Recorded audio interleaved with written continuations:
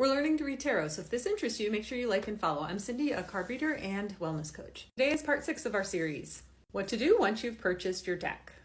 The first thing you want to do is cleanse your deck, and you can do this a number of ways. You can set it out in the moonlight overnight. You can use smoke, you can use sound, you can knock on it, you can just put a chime over it. You can even use incense. Once you've cleansed your deck, you want to look at it. So to open it up, look at every single card, trying to touch each one and get a feeling for all of the cards in the deck. Spend some time doing this. By spending time with each card, you're imprinting your energy on that card and you're getting a sense of which cards speak to you. In fact, you may want to set aside the cards that you're personally very attracted to, and you can read about what they mean.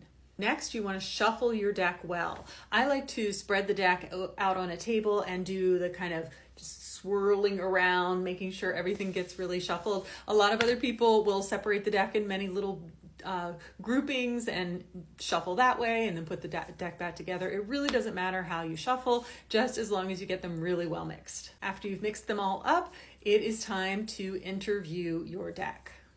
And you'll want to record all the answers that you get from your deck, so make sure you have a piece of paper, or you might even want to get a tarot journal or any journal that you can use for your tarot. It doesn't have to be a special journal. These deck interview questions come directly from this book. The first thing you want to ask is, what work are we meant to do together? And then you pull a card for that. Second is, what are you here to teach me about myself? Pull a card for that one. What are you here to teach me about the world? What card best describes you as a deck? And what card best describes me at this time?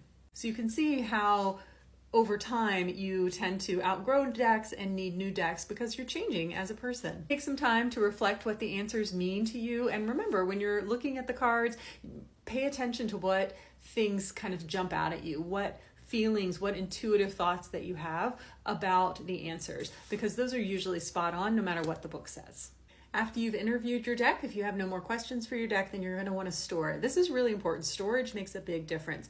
You don't want to just put them on a shelf or just throw them in the junk drawer. You want to think about how the cards might pick up any energy of the things that they're next to. So make sure you store them in a really special place.